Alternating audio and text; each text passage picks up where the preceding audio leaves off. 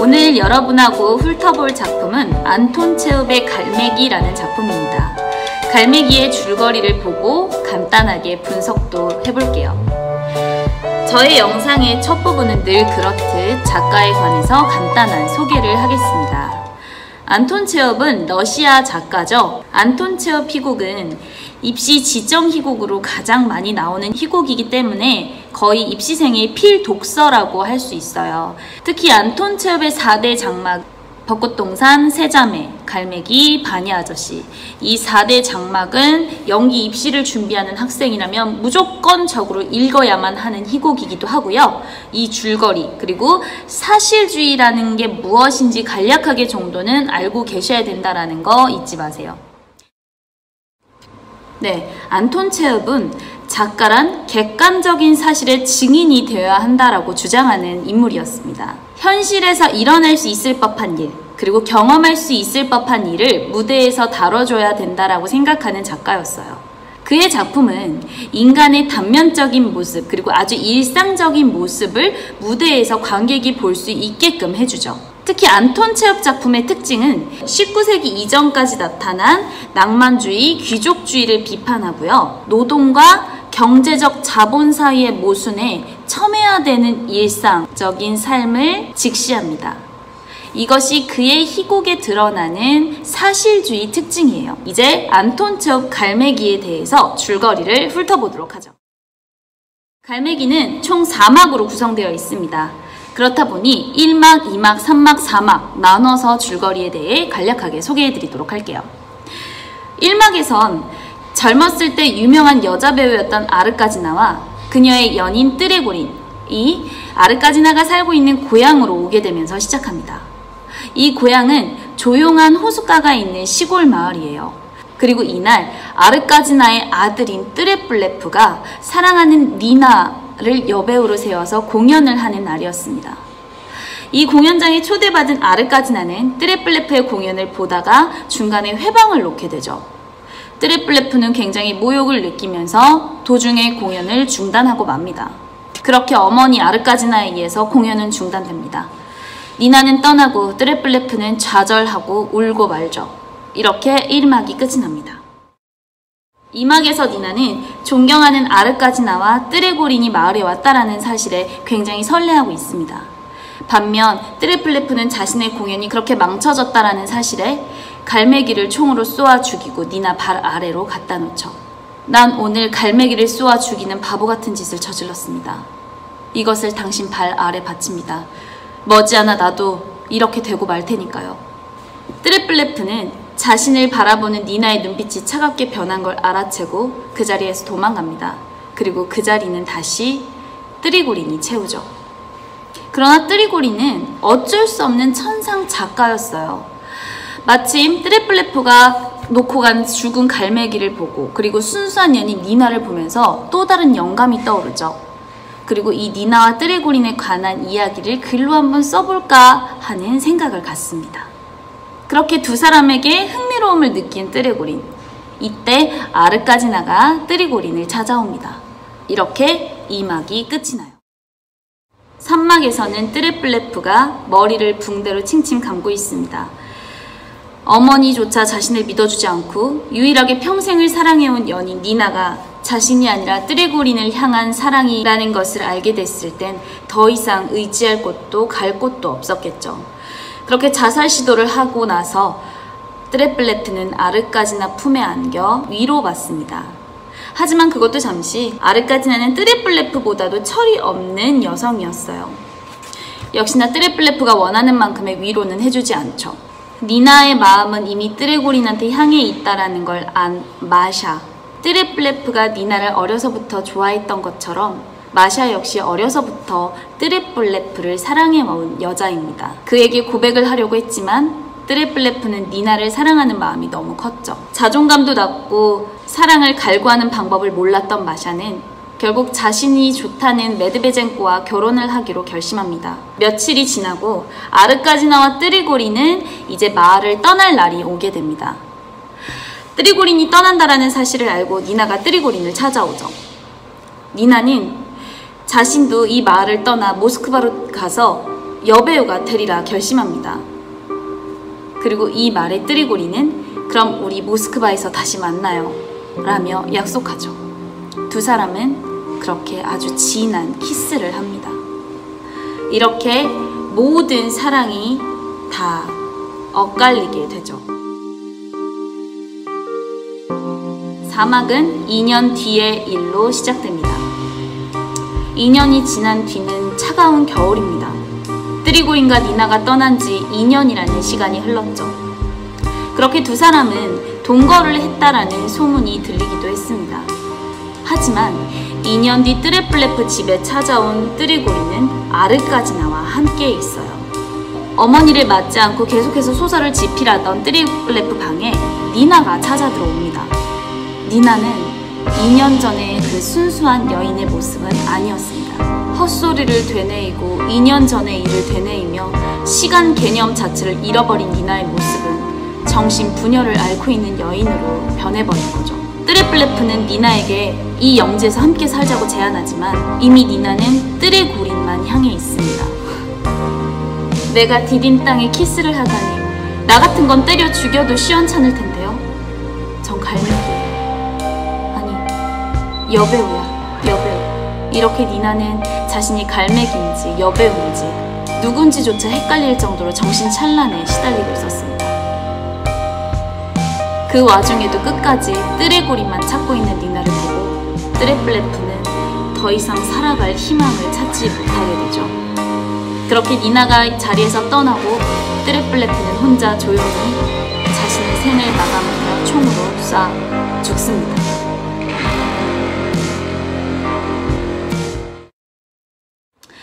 이 갈매기가 지금까지도 사랑받는 이유는 안톤 체홉의 가치관과 세계관이 가장 뚜렷하게 드러나는 작품이기 때문입니다.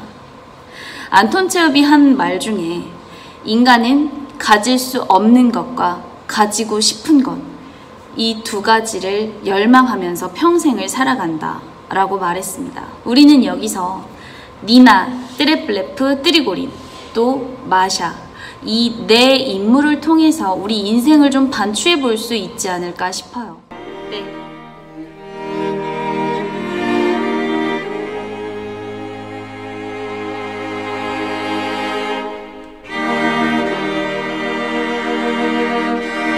한예종 연기과의 지정 희곡 안톤 체홉의 벚꽃동산에 관한 이야기를 나눠보실 건데요. 네. 오늘은 그 2020년 한예종 연기과 지정 희곡 중에 하나인 안톤 체홉의 벚꽃동산에 대한 줄거리와 주제에 대해서 얘기를 해보겠습니다. 네. 저 개인적으로 안톤 체홉의 작품을 되게 좋아해요. 사실 뭐 20대까지는 체홉이 왜 대단한 작가인지 몰랐다가 30대 중반 넘어서면서 체홉이 정말로 위대한 작가구나 이런 사실을 이제 깨닫게 되었죠. 대사만 들어도 뭐 좋죠. 그렇죠. 네. 체홉의 작품을 보고 있느라면 우리의 인생, 인간의 삶이 파노라마처럼 펼쳐지는 느낌. 즉 우리가 어떻게 살아왔고 지금 어떻게 살고 있고 결국 나중에는 어떻게 될 것이다 라고 하는 것들을 그러니까 세월의 흐름을 느낄 수가 있어요. 맞아요. 그래서 체홉이 이제 위대하다라고 느끼는 거죠. 네. 근데 뭐 이런 얘기를 해봤자 아직 입시를 준비하는 여러분들은 아직 이해할 수 있는 나이는 아닐 거예요. 네. 어쨌든 안톤 체홉작 벚꽃동산의 줄거리와 주제에 대해서 한번 얘기를 해보겠습니다. 네. 벚꽃동산의 줄거리. 파리에서 호화로운 생활을 하던 라네프스카야는 경제적인 문제로 인해서 5년 만에 벚꽃동산에 돌아옵니다. 그런데 벚꽃동산은 과도한 채무로 인해서 이미 경매에 넘겨질 상황이죠. 네. 로파이는 벚꽃동산이 경매에 넘어가지 않게 하기 위한 아이디어를 내지만 라네프스카야와 그 오빠 가예프는 이를 거절합니다. 경매일이 다가오자 로파이는 벚꽃동산을 별장으로 만들어 임대해야 된다고 다시 한번 설득을 하죠. 네. 그런데 과거에 대한 집착으로 망설이던 라네프스카야는 결국 벚꽃동산을 경매장에 매물로 내놓게 됩니다. 벚꽃동산이 경매에 붙여지던 날 라네프스카야는 태어난 척하면서 악대를 불러서 무도회를 열죠. 네. 이 낭비욕이 정말로 심합니다. 네. 가예프와 함께 경마장에 갔던 로파이는 자신의 아버지도 할아버지도 농노로 지냈던 그러니까 거의 노예와 다름없던 그 벚꽃동산을 본인이 낙찰을 받죠. 그래서 벚꽃동산의 새로운 소유주가 됩니다. 벚꽃동산의 새로운 주인이 된 로파이는 네. 벚꽃동산의 별장을 짓기 위해서 나무들을 베기 시작합니다. 벚꽃동산을 잃은 라네프스카야와 그 가족들은 새로운 생활을 위해서 각자의 길을 찾아 모두 떠나죠. 네. 그리고 모두가 떠난 후에 늙은 하인 피르스만이 빈집에 홀로 남겨집니다. 네. 이렇게 이제 작품이 끝나요. 네. 벚꽃동산은 19세기 말 러시아의 격변기를 배경으로 귀족 계급의 몰락과 네. 신흥 자본가 계급의 발흥을 상징적으로 보여주고 있는 작품이죠. 아, 네. 뭐 그 시대의 대표적인 인물로는 지주 계급에 속하는 라네프스카야, 네. 그리고 그녀의 오빠 가예프, 그리고 농노 계급에 속하는 하인 피르스가 있죠. 네. 그 시대를 대표하는 인물들은 과거에 대한 향수에서 벗어나지 못한다는 공통점이 있어요. 네. 네. 옛날에 사로잡혀 있죠. 네. 그리고 새로운 시대를 대변하는 로빠이는 네. 농노 출신이긴 하지만 신흥 자본가로 등장하면서 새로운 변화에 능동적으로 대처를 합니다. 그 벚꽃동산은 백과사전에도 실릴 정도로 유명하고 아름다운 곳이에요. 네. 라네프스카야 가문은 대대로 이 영지에서 벚지를 팔아서 부를 축적하고 귀족의 지위를 누려왔죠. 네. 그런데 1861년 농노 해방이 되고 일할 사람들이 다 떠나자 영지는 결국 파산을 합니다. 그래서 경매의 마지막 날만을 기다리고 있는 거죠. 네. 그러니까 예전에 벚꽃동산이 옛날에는 지주들의 경제를 유지시켜주는 중요한 재산이 됐었지만 새로운 시대는 경제성이 떨어지는, 네. 그래서 새롭게 개조해야만 하는 상황에 처하게 된 것이죠. 네. 네. 벚꽃동산은 구시대의 러시아 귀족사회, 과거의 전통에 대한 상징입니다. 그리고 모두가 떠난 텅 빈 영지에 홀로 남아서 쓸쓸히 죽어가는 피르스. 피르스의 죽음은 벚꽃동산의 파산과 함께 구시대의 농노제, 네. 그리고 과거 전통의 시대가 끝났음을 상징적으로 의미를 하는 것이죠. 네. 저는 근데 뭐 그 상징이고 뭐를 떠나서 피르스가 모두가 떠났구만. 나를 다 잊었어. 네. 나는 다 잊었어. 아이고 피곤해. 뭐 이런 얘기를 할 때 저는 되게 눈물이 나요. 왜냐면 나도 언젠간 그렇게 쓰러질 인생이기 때문에. 체홉의 작품은 대단한 플롯도 없고요. 큰 사건도 없습니다. 기존의 드라마하고 좀 다른 작품이죠. 네. 다만 그 시대를 살아가고 있는 일반적인 사람들의 담담한 삶의 풍경이 펼쳐지고 있죠. 네. 그렇기 때문에 체홉의 작품에 울림이 있는 건지도 모르겠어요. 네. 네.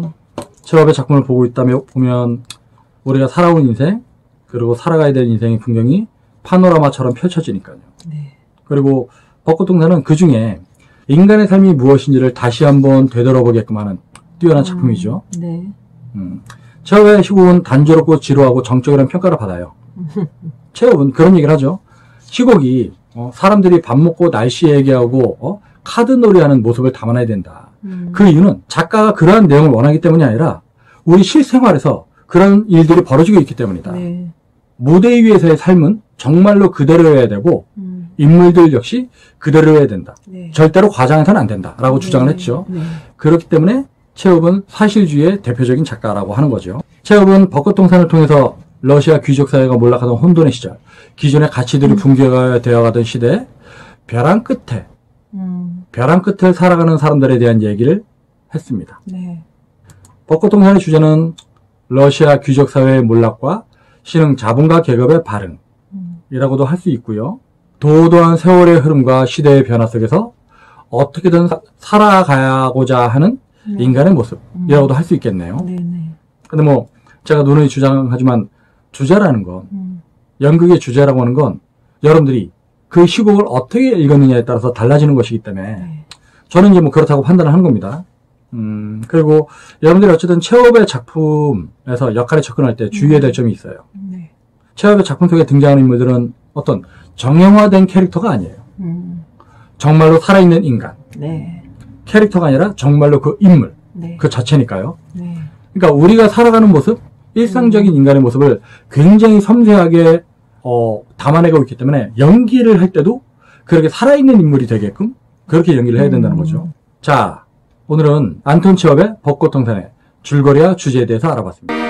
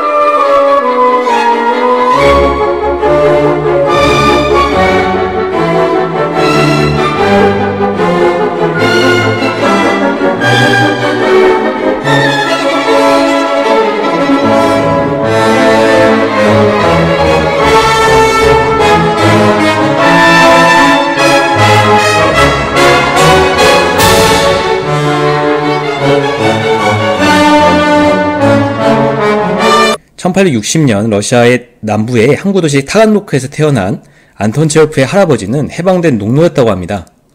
자파상이었던 아버지가 파산하면서 불우한 어린 시절을 보냈는데요. 대학에 진학한 이후에 생계를 위해 단편소설을 집필하죠.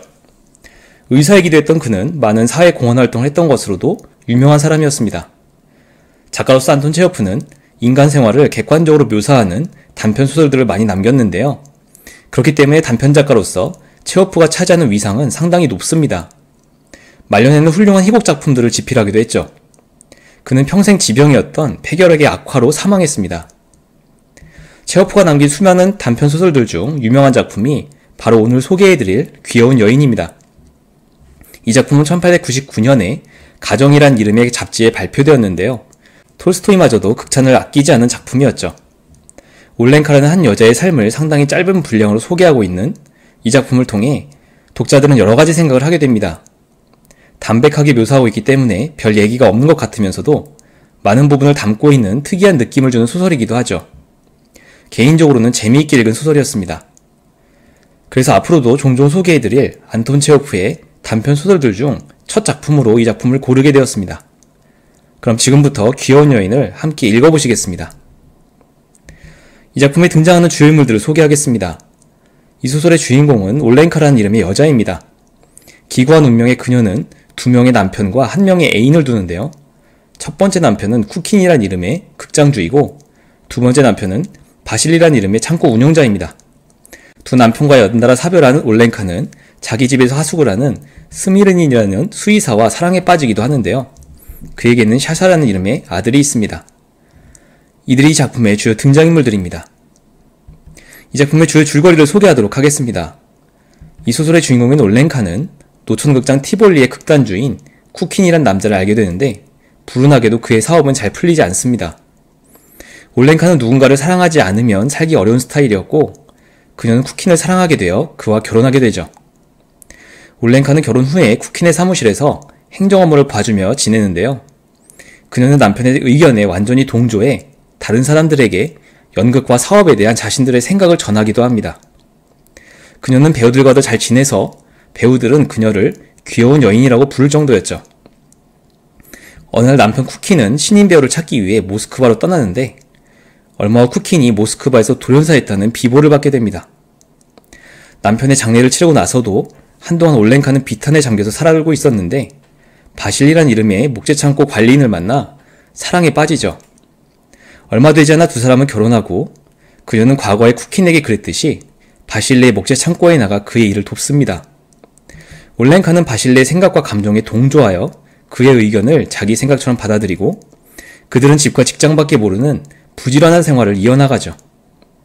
두 사람은 행복한 결혼생활을 하는데 그들의 집에는 수의사 스미르닌이 하숙을 하고 있었습니다. 스미르닌은 결혼하여 아들까지 하나 두고 있었는데 부부 사이가 멀어져 별거 생활을 하고 있었고 올렌카는 그들 부부가 자기네처럼 행복하기를 바라죠.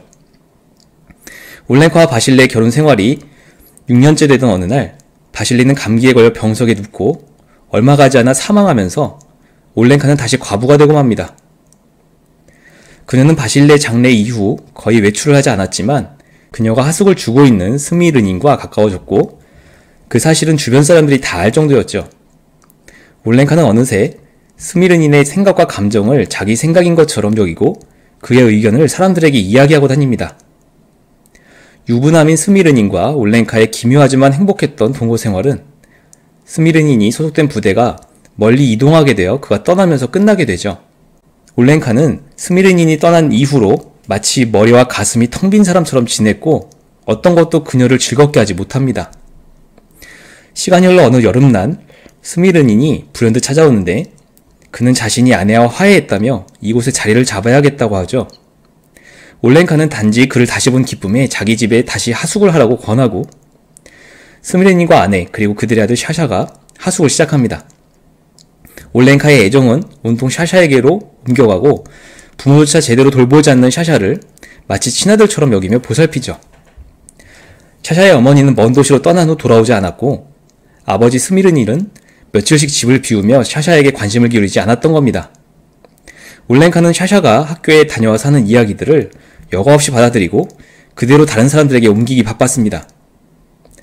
어느 날 밤에 누군가 올렌카의 집문을 두드리고 그녀는 순간적으로 샤샤의 어머니가 샤샤를 먼 도시로 불러들이는 전보가 온 것이라 생각하고 두려워하죠.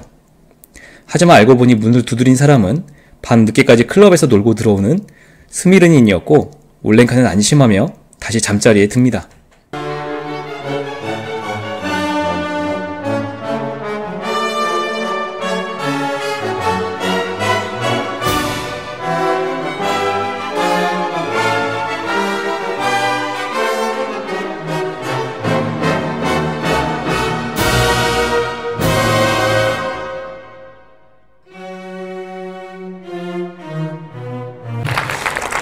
영화 잘 보셨어요? 네. 영화 어떠셨어요? 좋았어요? 슬펐어요. 슬프죠. 네, 슬퍼요. 이런 거 또 할까요? 네. 네, 극장을 빌리는 데까지는 성공을 했는데 이게 마이크 이런 게 잘 따라주지 않아서 아직 극장도 이런 경험이 별로 없어요. 그래서 아마 우리나라 초유가 아닌가 싶은데 작가가 이렇게 극장을 빌려가지고 독자들과 연말에 이렇게 영화 하나 같이 보고 또 영화에 대해서 얘기 나누고 뭐 이런 일이 사실 저도 처음이고 여러분들 처음이시죠? 네, 근데 좋은 것 같아요. 연말 아마 오늘 송년회 이런 거 뭐 제끼고 오신 분들도 계실 텐데 술 먹으면 뭐 하겠습니까? 그래서 연말에는 뭐 작가죠. 네. 술보다. 네, 하여튼 반갑고요. 영화 아마 지금 보셨고 그 여운이 많이 남아 있으실 텐데 처음에 보시면 도대체 갈매기는 뭐고 왜 자꾸 갈매기는 나오며 그리고 이게 잘 안 올 수도 있는데요. 그리고 인물 관계가 좀 복잡하죠. 그래서 영화를 보시면 영화가 러닝타임이 길진 않아요. 1시간 반 정도 되는 러닝타임인데 그에 비하면 인물은 상당히 많아서 굉장히 긴 영화를 본 것 같기도 하고 또 어떻게 보자면 이제 짧게 그냥 끝난 것 같기도 한 그런 묘한 영화입니다. 그래서 연극으로 상연이 됐을 때 처음에는 그렇게 성공하지 못했어요. 그래서 안톤 체홉이 굉장히 실망하고 그랬거든요. 그래서 처음에는 아마 충분히 이해받지 못했던 것 같고 근데 나중에 모스크바에서 몇 년 후에 좋은 연출가를 만나서 올렸을 때 비로소 이 갈매기란 연극이 가진 희곡이 가진 힘이 드디어 드러나면서 안톤 체홉을 대표하는 희곡이 됩니다. 반야 아저씨라던가 벚꽃동산 같은 것과 함께 그 말년에 물이 오른 기량들을 보여주는 영화죠. 갈매기는 보시면 알 수 있지만 상징이 어렵지는 않아요. 그죠? 갈매기란 희곡에서 작가가 그 보리스가 하면서 계속 얘기하잖아요. 뭐 이야기를 쓰고 있다, 뭐 자기가 이렇게 적고 있다. 인물을 보면 막 묘사하잖아요. 그것도 안톤 체홉 모습 그대로예요. 안톤 체홉은 작가들 중에서는 어떤 것으로 유명하냐 하면 이렇게 인물의 파일들을 계속 만드는 사람이었죠. 쉴 새 없이 자기 자신이 이렇게 수첩에다가 어떤 인물의 캐릭터를 적고 그랬는데 이 영화에서 재밌는 것은 갈매기를 보고 그 소녀를 보고 니나를 보고 그 어떤 그 생각하죠. 호수에서 태어나서 호수를 고향처럼 생각하고 호수를 사랑하는 여자가 우연히 어떤 도시에서 온 사람을 만나게 되고 인생이 파멸한다라는 것인데 그걸 뭐 대수롭지 않게 쓰지만 그것이 극 전체에서 이렇게 그대로 구현되잖아요. 그래서 갈매기는 뭘까? 어려운 상징은 아니죠. 우리가 인생에서 만나게 되는 어떤 불운일 수도 있고요. 그죠? 생각지도 않은 불운. 갈매기는 총에 맞기 직전까지 자기에게 무슨 일이 일어날지 모르고 평화롭게 호수를 유영하다가 한순간에 추락해서 총에 맞아 죽게 되는 것인데 그러면 왜 총에 맞게 되었는가 하면은 별 생각 없는 어떤 인간의 사소한 악의 같은 거죠. 사소한 악의 그냥 아니면 어찌할 수 없는 어떤 일들을 하는 거예요. 그래서 그 니나 같은 경우에는 자기가 어떤 화려한 삶을 선망하죠. 시골에서 살았으니까 모스크바의 어떤 화려한 삶, 배우가 되는 삶 이런 걸 선망했을 뿐이고 유명한 작가가 왔다니까 가서 인사하고 뭐 그 남자는 또 연상인 그 배우와 살고 있지만 보리스는 뭐 또 젊은 여자가 자기 좋다고 하니까 또 그냥 한번 와봐 모스크바 이렇게 하다가 그 여성의 인생을 또 나락으로 떨어뜨리는데 안톤 체홉의 굉장히 훌륭한 점은 이렇게 많은 인물들이 나오지만 그 인물들이 모두 다 나름의 이유를 가지고 있고 나름의 설득력을 가지고 있어. 순수한 악의를 가지고 남을 파멸시키는 것도 아니고 그냥 대수롭지 않은 농담, 대수롭지 않은 빈정거림 이런 것들로 파국이 일어난다는 거거든요. 여기 이제 현대적이죠. 처음에 연극이 시작되면 그 엄마가 그러잖아요. 그냥 아들이 그 엄마 온다고 좀 연극을 준비했는데 좀 잘 봐주면 얼마나 좋아요. 근데 계속 삐딱하게 뭐 얘기하고 뭐 이렇게 한단 말이에요. 그래서 야 이거 뭐냐 이거는 뭐야 뭐 타는 냄새 나는 것 같은데 막 이러고 아들이 제발 집중 좀 하시라고요 막 이러는데 집중하기도 좀 어려운 연극이에요. 근데 그게 그냥 처음에 제가 이 희곡을 봤을 때는 아주 나르시스틱한 엄마라고 생각했어요. 배우니까 좀 그런 성격을 갖기 쉽잖아요. 자기중심적이고 아들에게 관심이 없고 자기가 막 중심이고 그런 그냥 나쁜 엄마라고 생각했는데 두 번째, 세 번째 보고 또 이 영화를 보게 되면 또 희곡으로도 보면 둘의 예술관이 다른 거죠. 그 엄마는 아주 전통적인 연극에서 배우를 해왔고 나름의 연극관을 가지고 있어요. 연극이 어때야 하는가에 대한 걸 갖고 있는데 이 아들은 아주 실험적인 연극관을 갖고 있는 거죠. 그래서 도저히 그 오래 들어줄 수 없는 그런 실험적인 연극을 계속 하는 거예요. 뭐 지구가 달이 어쩌고 막 그러니까 엄마는 실은 그 아들의 연극관에 마음에 안 드는 것일 수도 있거든요. 그래서 이게 중의적으로 배치되어 있어서 그걸 명확히 알기 어렵습니다. 그리고 이 좁은 세계 안에 등장하는 모든 인물들이 모두 하나하나 이렇게 다 사랑의 방향이 있어요. 얘는 예를 들면 이 콘스탄틴은 엄마의 인정을 받고 싶지만 엄마는 이 아들보다는 그 보리스라는 젊은 남자에 관심이 있고 보리스는 또 니나한테 관심이 있고 니나를 중심으로 또 다른 또 이 방향이 생겨요. 콘스탄틴은 니나를 사랑하지만 니나를 보리스를 사랑해요. 보리스는 콘스탄틴이 갖고 싶어하는 두 가지를 다 빼앗았어요. 엄마의 인정, 니나의 사랑. 죽이고 싶겠죠. 근데 죽이지는 못하고 자기를 죽이게 되고 또 그런가 하면 그 의사를 둘러싸고도 그 관리인의 부인은 또 의사를 사랑하고 또 의사는 또 엄마를 또 옛날부터 좋아했던 것처럼 나오죠. 그래서 이 희곡은 연극으로도 저도 한 2번 정도 봤고 또 희곡으로도 읽었는데 또 영화로 이번에 보게 돼서 굉장히 또 신기했어요. 처음 보거든요. 영화로는 처음 보는데 연극을 거의 그대로 구현했다고 볼 수 있어요. 어떤 사람은 뭐 그것이 문제라고 생각하는 분도 계시던데 저는 희곡이 워낙 좋으니까 이렇게 구현한 것도 또 나름의 재미가 있었다 이렇게 생각합니다. 안톤 체홉은 희곡도 잘 썼지만 단편도 잘 썼잖아요. 그래서 단편도 굉장히 좋은 작품들이 많았죠. 귀여운 여인을 비롯해서 뭐 여러 가지 좋은 단편집들이 많으니까 올 연말에 뭐 읽을 책이 없으시다면 체홉의 글들 읽어보시면 좋을 것 같고 근데 희곡은 읽기가 그렇게 쉽진 않아요. 희곡은 역시 상연을 위한 것이라 이렇게 되는 것을 보는 게 가장 좋죠. 연극, 영화 이런 형태로 보는 게 가장 좋고 그런 얘기가 있잖아요. 전 세계 어딘가에서는 오늘도 안톤 체홉을 공연하고 있다. 섹스피어만큼이나 자주 상연되는 희곡이니까 여러분이 좀 관심을 기울이시면 어디서든 연극의 형태로 또 보실 수 있을 거예요.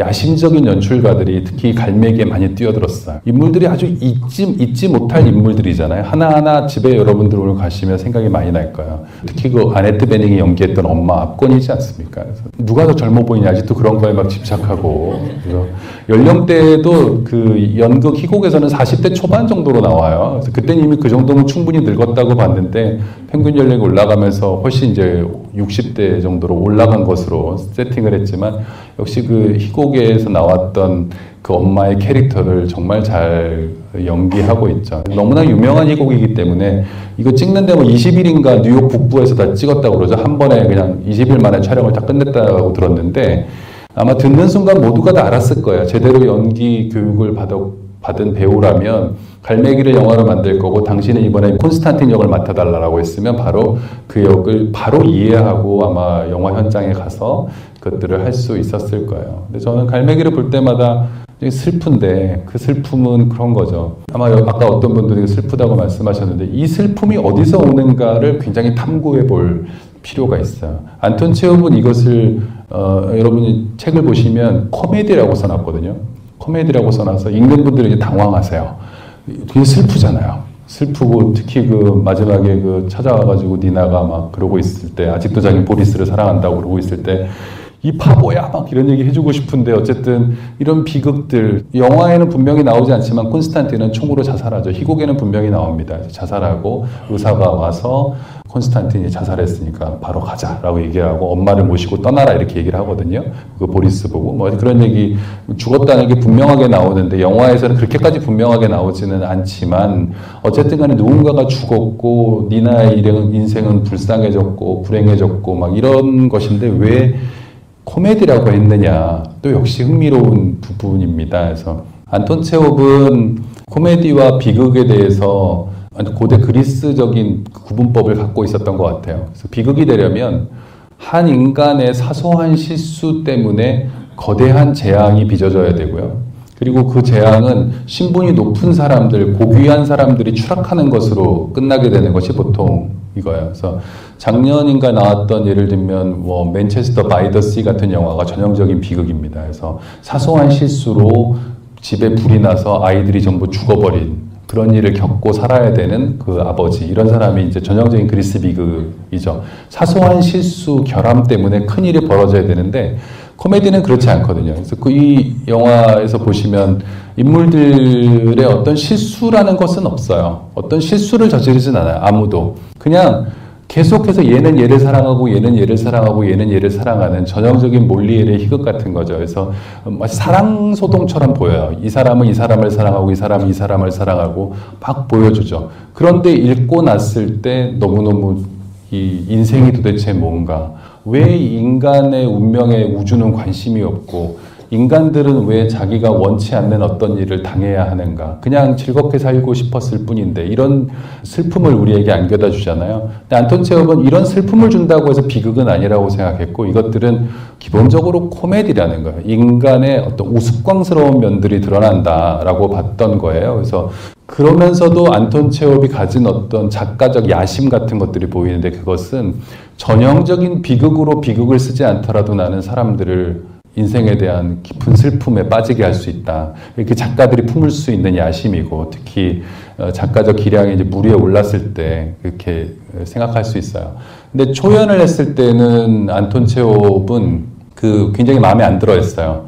초연을 했을 때 뭐 실패하고 나서 굉장히 좌절했고요. 근데 모스크바 극장의 연출가는 그 당시에 유명 연출가였는데 이것을 자기는 비극으로 그리겠다는 식으로 얘기했고 그래서 안톤 체홉이 격렬하게 반대합니다. 이건 코미디라고 막 얘기하는데 안톤 체홉의 의견을 묵살하고 연출가가 그 비극으로 장중하게 올리게 되는데 이게 성공해요.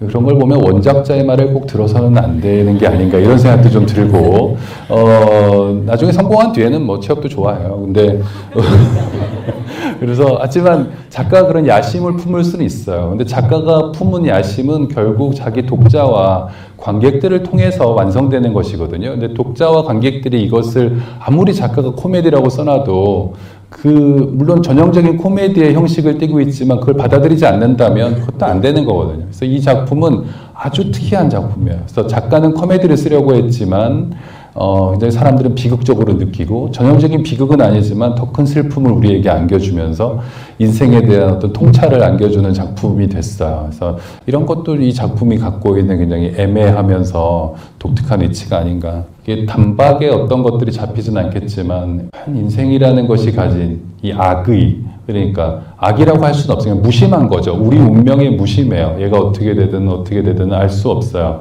지나가다가 그냥 총을 맞아서 떨어지는 갈매기처럼.